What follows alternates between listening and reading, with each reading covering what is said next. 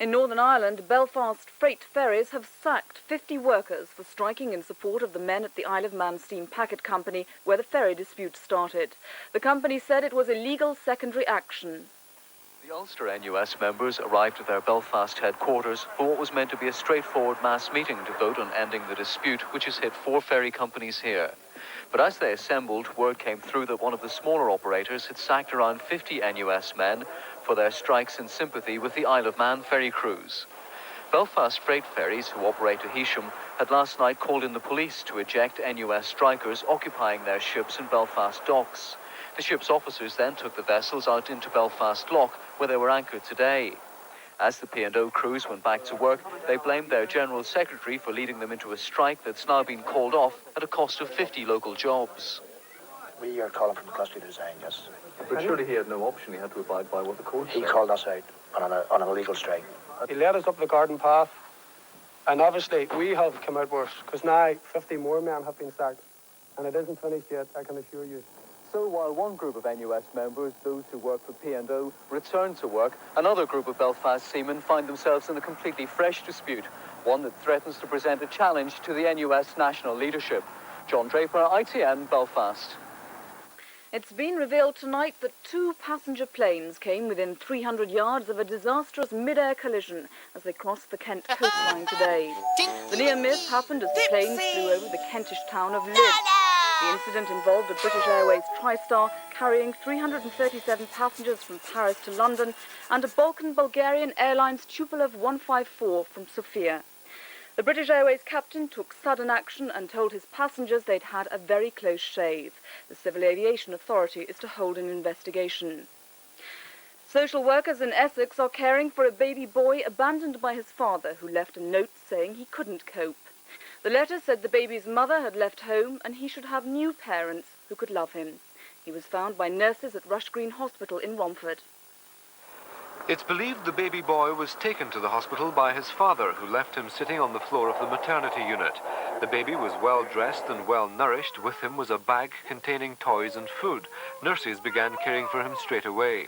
Attached to his romper suit had been a note which read, "My name's Mark. My mum's left and dad can't work and look after me. Please find me a mum and dad who love me." The baby's father is described as being around 32, fair and with a pencil-thin moustache. He was seen carrying this baby around the unit with a bag, and the staff just thought he was visiting somebody in the unit. And then later, they saw him going out in the lift on his own and looked down and the baby was on the floor. Baby Mark is now in the care of social workers at a children's home in Dagenham. Police are tonight talking to a woman who claims to be his mother. Hope is fading for 3 fishermen missing after their trawler capsized off the Cornish coast early today. The boat ran into trouble on the treacherous approach to Hale Harbour. One of the 4-man crew was rescued and flown to hospital in Truro. Lifeboat teams from nearby St Ives were sent out immediately the alarm was raised. There was a strong sea swell, but winds were light. RAF helicopters joined the rescue operation and soon found the trawler washed up in shallow water. The boat had capsized at Hale Bar, a narrow sea channel with treacherous sandbanks on both sides.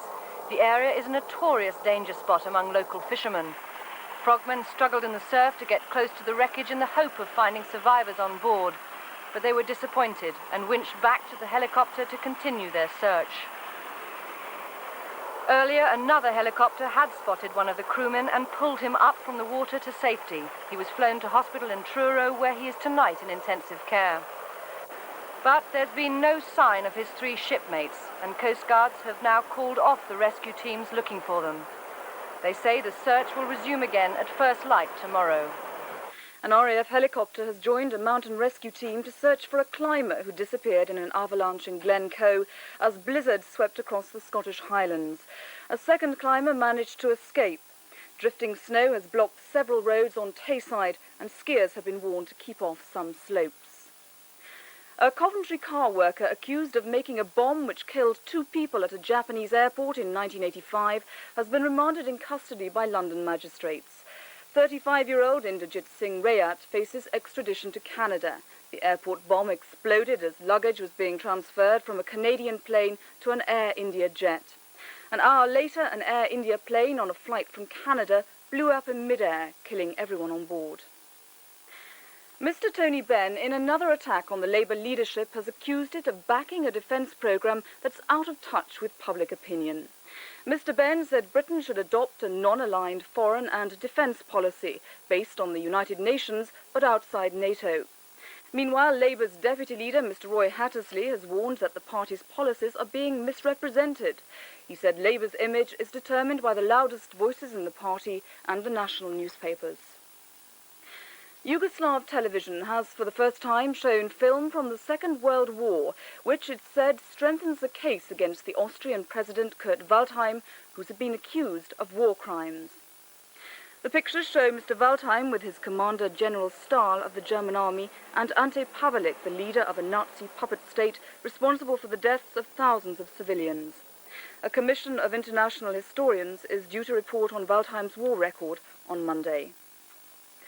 In South Africa, police turned away hundreds of people from the funeral of a black activist who was murdered after claiming he'd been tortured by the security forces.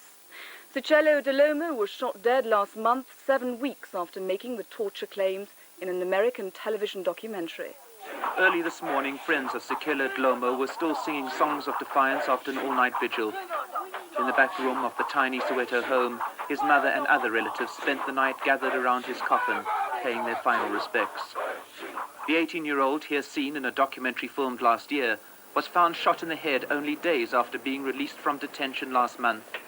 In both this and another documentary broadcast on an American network in December, he claimed that he'd been tortured during an earlier spell in prison, a claim vigorously denied by police. Police also denied having anything to do with his death.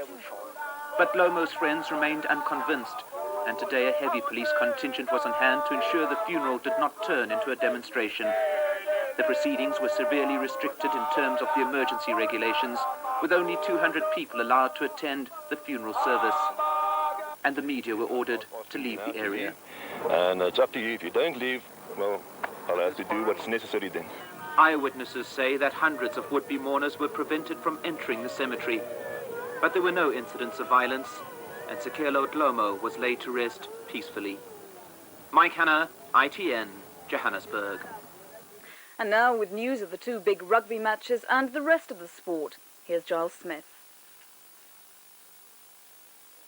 Yes, the second Saturday of the Rugby Union Five Nations Championship saw fine wins for Wales and Scotland and the title chase wide open. Wales and Ireland now have 100% records, but after their 23-12 win over World Cup finalist France, Scotland can't be written off. At Twickenham, after an hour of deadlock, Wales finally beat England 11-3. To begin with, England continued where they'd left off against France, Sims being set up for a run by the forwards in a move carried on by prop Probyn, which should have resulted in a score. After a scoreless first half, England came closest to taking the lead when Melville's sniping run was finally ended by Clement and Hadley.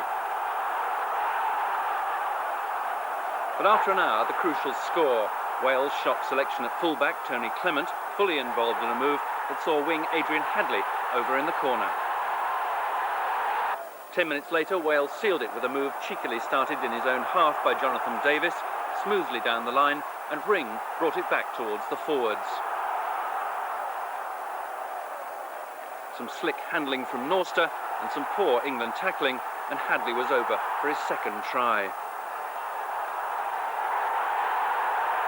Jonathan Davis put the icing on the Welsh cake with a typical immaculate drop goal for a deserved win, which mercifully had been cleaned to erase the awful memories of Cardiff last year.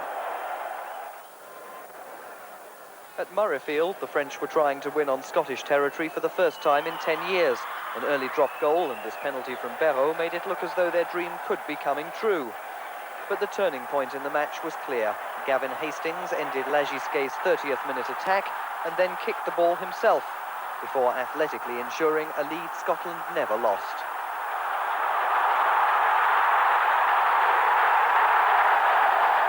Soon the home side's new back line of Turnbull and White were proving their worth, giving Tukalo a chance to get on the score sheet and make it Scotland 11, France 6. In the second half, the Scots completely outplayed the visitors. Fullback Gavin Hastings was the man of the match. He kicked 4 penalties, each with geometric precision.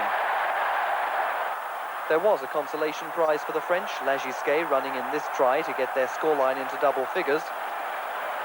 But time had run out, and the revamped Scottish team had managed what England failed to do 3 weeks ago, beat the French with no difficulties at all. Simon Marks, ITN Sport, Murrayfield. Soccer and Liverpool were held to a goalless draw by West Ham at Anfield this afternoon. The Hammers have managed 2 draws with the runaway league leaders this season. They're the only team to do that. Man of the match was West Ham's keeper Tom McAllister, who produced a series of saves to defy Liverpool, who are still 15 points clear of Nottingham Forest. It was Forest's Nigel Clough who marked his return from injury by scoring the winner at Chelsea as they went down 3-2, and Mark Stein got a hat-trick in the day's highest scoring match as Luton beat Oxford 7-4. At Old Trafford, before the start of the match against Coventry, players, fans and officials paid tribute to the 23 people who died in the Munich air crash exactly 30 years ago today. The disaster they were remembering happened as the plane bringing the Busby Babes home from a European Cup game crashed on takeoff. 8 players and 3 club officials were among the dead. 3 decades on, but the memories of Munich still haunt Old Trafford. The minute's silence before the game was respected by everyone. Lost in the crowd, some of the survivors remembered those who died. So could the Reds of '88 provide a fitting tribute to the Busby Babes. From the start, they looked determined to prove that United can once again become Britain's premier team. And with just 4 minutes gone, a patient build-up paid off. Coventry standing around mesmerised as Strachan fed Anderson, whose cross found Liam O'Brien.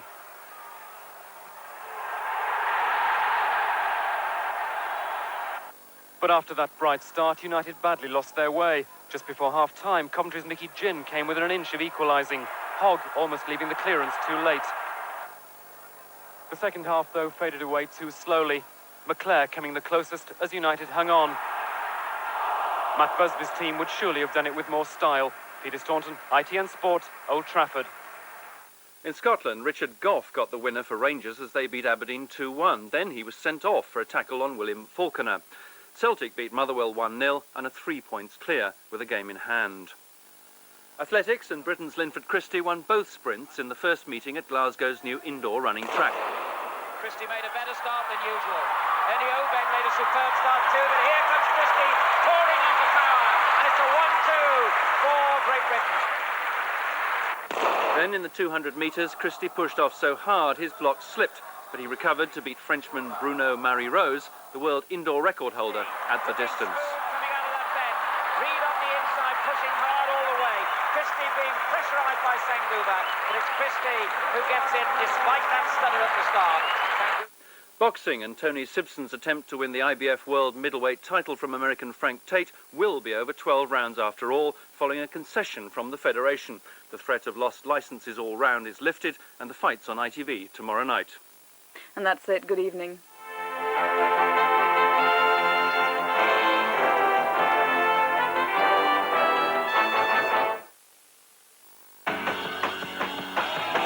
It's official policy for Israeli soldiers to beat Arab demonstrators.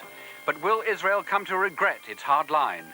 Watch Weekend World live tomorrow at noon on ITV.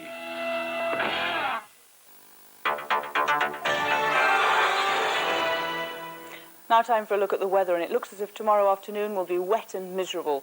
But before that, the rest of tonight will stay fine. There's hardly any cloud around, so it will be cold. Temperatures will fall to -3 Celsius, 27 Fahrenheit north of London. There'll be -2, 28 in the south of the region, and even down to freezing in London. It'll be frosty tonight, and the AA are warning motorists to expect ice. Winds are light inland at just 10 miles per hour from the west. In the Channel, they're northwesterly at 15 miles per hour. Well, if you've anything to do outdoors tomorrow, best do it in the morning, because that's when it'll be frosty but bright for most of the time. The cloud will thicken up towards midday, though, and during the afternoon everywhere will have rain. There's the chance that it'll fall as sleet or snow on the Downs and the Chilterns. Temperatures around 5 Celsius, 41 Fahrenheit, and the winds southwesterly at about 15 miles an hour. That's all from us for tonight. We'll be back at 1 o'clock tomorrow. Good night. A rare opportunity to meet Elizabeth Taylor on Aspel Company in just a couple of minutes. You could get cheaper motor insurance by dealing direct with the insurance service.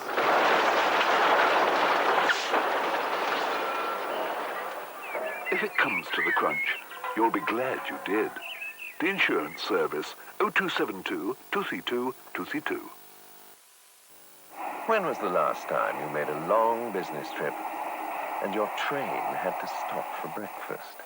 Stop for you to do some work? Or stop to spend a penny? When did you last see a train with a puncture? Or a train get nicked for speeding?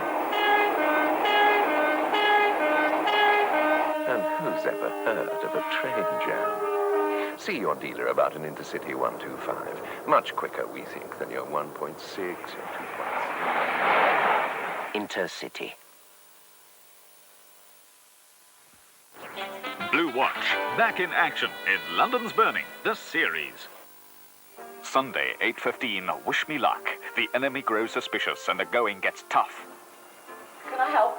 You're new to the district. A few questions, just routine. There is no such thing as best friends out here. You're doing a very dangerous job. It's really quite useless to take on the might of the German army. Taken in this morning. How do you know? We had a rendezvous, she didn't show up. Concierge says it's just... You went there? There's no choice, we had to know. What do we do?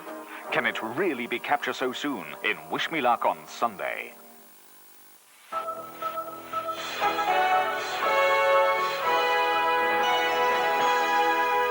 Now on LWT, Aspel Company.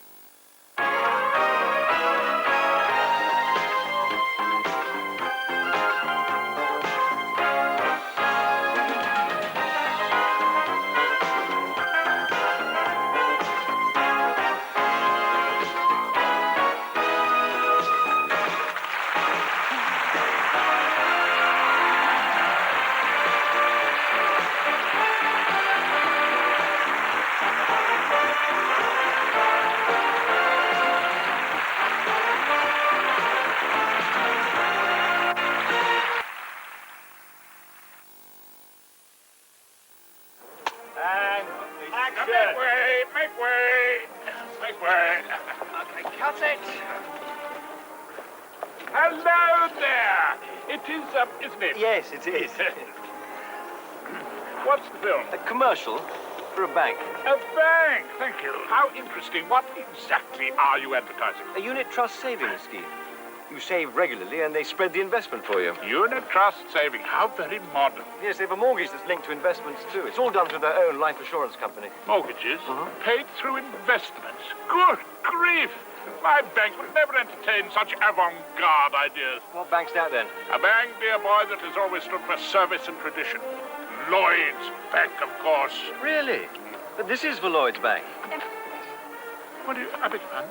Well, they're dropping the old image and going for a more modern, youthful approach. Modern? Youthful? I suppose they'll be pensioning off the Black Horse as well. No. Oh, good. Just the old image.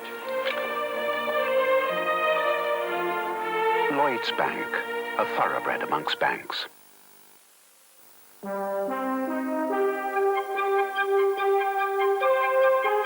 There is an oil that is continually changing, keeping pace with engine technology, so you can be confident, no matter how hard you drive your car, there is one moving part in your engine that has the future built in.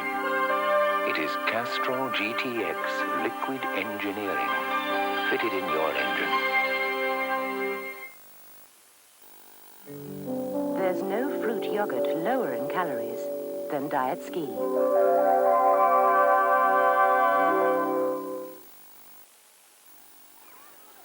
If I use all my Heinz baked beans, will I grow up to be famous? Why not? You've got your mother's charm, your mother's talent, your father's nose.